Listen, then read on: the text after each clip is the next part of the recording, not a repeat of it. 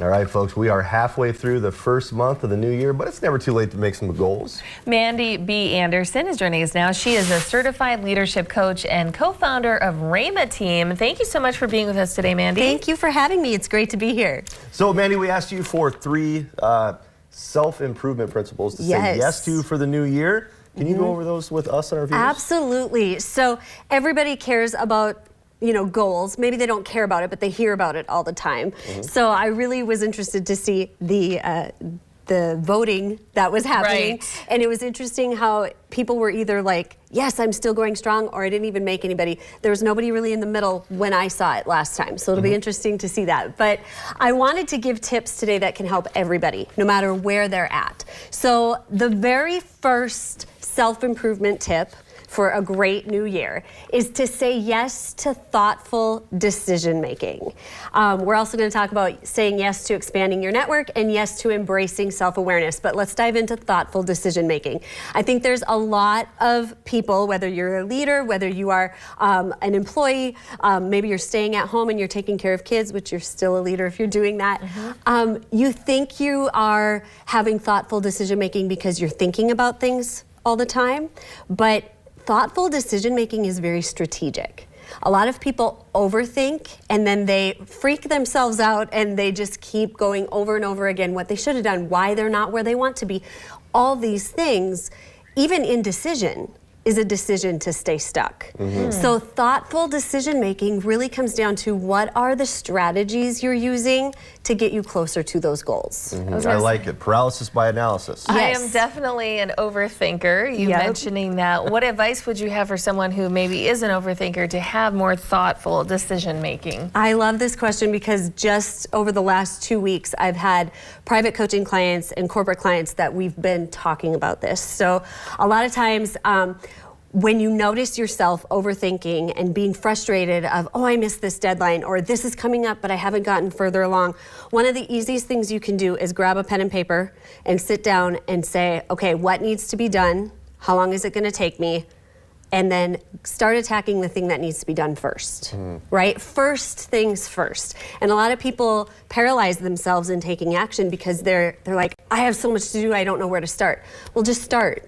Start with the one that needs to be done first. Absolutely. If all else fails, do something. What about expanding your network? Expanding your network is great because a lot of times if we have been hurt in relationships or hurt in job environments before, we tend to close ourselves off from the one thing we need, and that is connection.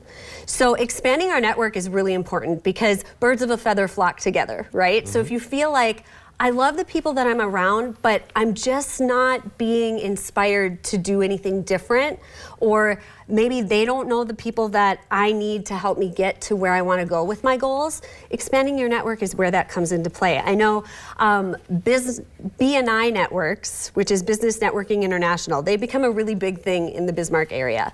And this is something that I joined about 1.5 years ago, and it has expanded my network exponentially. Like, there are people that I've met that I didn't even know were in our community. I didn't know they offered the services that they do in our community, and it's been a really great experience. So joining something like that can really help you kind of get out of a funk.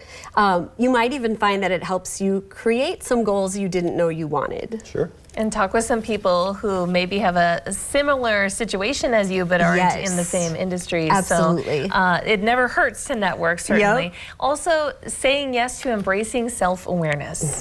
Explain that. Self-awareness. So a lot of people kind of think about self-awareness as, well, I need to know my personality type, I need to know my communication style, and all of that is really important, but that's only one part of the recipe. You actually need to understand your habits and patterns, specifically around what do you do when you're stressed? What is your mindset pattern when you're stressed? What are the things that you kind of close yourself off of when you're feeling stressed or overwhelmed? And if you don't work on those things, you're never going to be able to overcome them. A lot of people think, oh, if I just kind of avoid it, it's going to get better. It doesn't. It just prolongs how long it takes to overcome it. So embracing self-awareness is one of the very first principles that we teach our clients, specifically in our Resilient coaching program, because you have to be aware of all of that, and a lot of people are not. Some great ideas of things to say yes to in the new year. Mandy, we're going to let people know that you have an upcoming event. We Excuse do. me. Lead Like a Rock Star. Yes. So that's happening Saturday, February 24th. How can someone sign up for that? Absolutely. It's on our website at raymateam.com, RAYMATEAM.com. And this is one of the best ways to take action on embracing self-awareness and expanding your network and saying yes to thoughtful decision making. All of those things you'll be able to do at this event. Thank I love you, it. Mandy. Mandy, thank you so much. Thank you. It's our pleasure. Again, folks, you can find out more by visiting raymateam.com. Shoot them an email, info@raymateam.com. Also, by appointment only, their office is located 418 East Rosser Avenue, Suite 203 in Bismarck.